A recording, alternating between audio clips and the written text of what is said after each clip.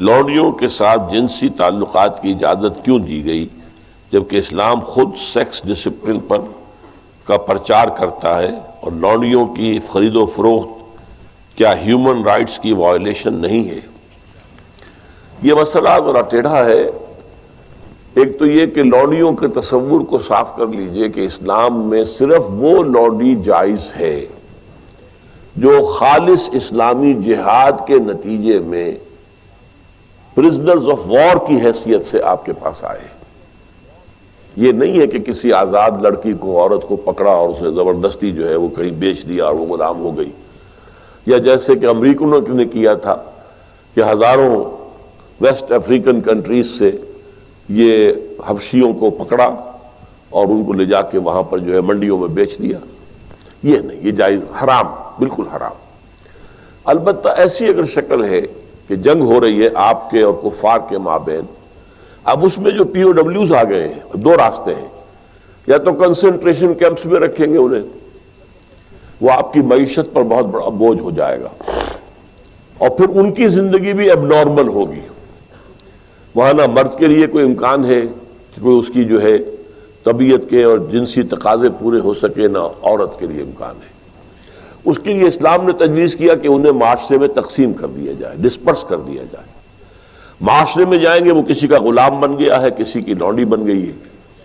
اب ان کو حکم دیا گیا جو خود کھاتے ہو وہ انہیں کھلاؤ، جو خود پہنتے ہو وہ انہیں پہناؤ، اور ان سے اگر کوئی سخت کام لینا ہو تو اس میں خود بھی شریک ہو جاؤ۔ انہیں یہ احساس نہ ہو کہ چونکہ ہم غلام ہیں تو ساری سختی ہم پر ہی ہے۔ اور ان کے لیے بھی پھر یہ کہ نیکی کے کاموں کے اندر یہ ہے کہ ان کو آزاد کر دینا، یہ بڑی نیکی کا کام ہے۔ کوئی مرد کہتا ہے صاحب میں اتنے ہزار روپے آپ کو دے دوں گا محنت کر کے، کمائی کر کے، آپ مجھے آزاد کر دیں، اسے مکاتبت کہتے ہیں۔ یہ معاہدہ ہو سکتا ہے اور آپ کو اس کا معاہدہ قبول کرنا ہوگا۔ پھر وہ لونڈیاں جو ہے وہ پھر ان مالکوں کے تصرف میں آتی ہیں۔ وہ منکوحہ بیویاں نہیں ہیں، وہ دو کیٹیگریز علیحدہ ہیں جو ہم نے پڑھ لیا ہے سورہ معارج میں بھی اور سورہ مومنون میں بھی۔ والذین هم لفروجہم حافظون الا علی ازواجہم او ما ملکت ایمانہم۔ تو یہ دو کیٹیگریز علیحدہ ہیں، بیویاں ہیں، منکوحہ بیویاں، اور یا پھر جو تمہاری ملک یمین ہو، لونڈیاں ہوں۔ میں نے بتایا کہ ملک یمین اگر اس کے ہاں بچہ ہو گیا تو اب وہ ام ولد ہے، آپ اسے بیچ نہیں سکتے، وہ اب آپ ہی کے ہاں رہے گی۔ اور جہاں تک اس کے بچے کا تعلق ہے وہ آپ کی منکوحہ بیوی سے جو بچہ ہوگا اس کے بالکل برابر ہوگا، اس کی کوئی بھی حیثیت جو ہے اس سے کمتر نہیں ہے۔ وہ بچہ آپ کا ہے، آپ کی لونڈی کا نہیں، آپ کا بچہ ہے۔ اسی طرح بچہ چاہے منکوحہ سے ہے تو وہ منکوحہ کا نہیں ہے، آپ کا ہے۔ یہاں تو ابن کے ساتھ بات چلتی ہے، بنت کے ساتھ نہیں چلتی۔ کس کا باپ کے حوالے سے بات چلتی ہے بات۔ تو اس اعتبار سے حل کیا گیا اس مسئلے کو ایک خاص انداز میں، اور اس انسٹیٹیوشن کو ختم نہیں کیا گیا۔ قرآن مجید میں جیسے تدریجاً شراب حرام کر دی گئی، تدریجاً سود حرام کیا گیا، اسے بھی حرام کیا جا سکتا تھا بالآخر، لیکن نہیں کیا گیا۔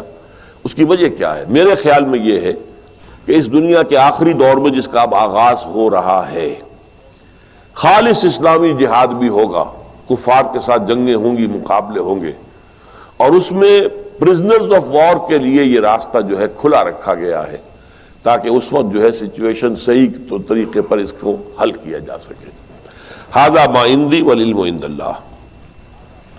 یہ بھی ہو سکتا ہے کہ کسی کی لونڈی، یا آپ ہی کی ایک لونڈی بھی ہے اور ایک غلام بھی، آپ ان دونوں کے اندر شادی کرا دیتے ہیں، اب وہ میاں بیوی ہو گئے، اور یہ کہ اب آپ پر حرام ہے وہ بیوی، وہ جو لونڈی ہے، آپ اس کے ساتھ کوئی جنسی تعلق نہیں رکھ سکتے۔ آپ نے اجازت دے دی تو گویا کہ اپنے حق سے آپ دستبردار ہو گئے، آپ نے غلام کے نکاح میں اسے دے دیا۔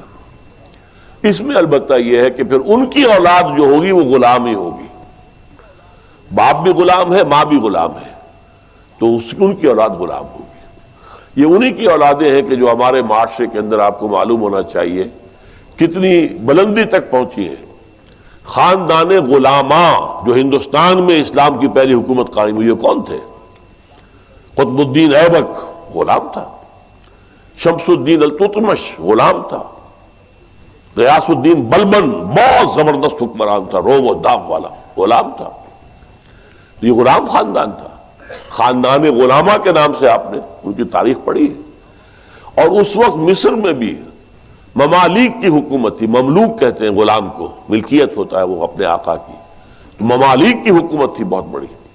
تو ان کو، اور پھر ہمارے یہاں بڑے بڑے ائمہ ہیں غلام، کہ جن سے جو بڑے خلفاء ہوتے تھے ان کے بچے بھی ان سے تعلیم حاصل کرتے تھے تو ان کی جوتیاں سیدھی کرتے تھے، آپس میں لڑتے تھے.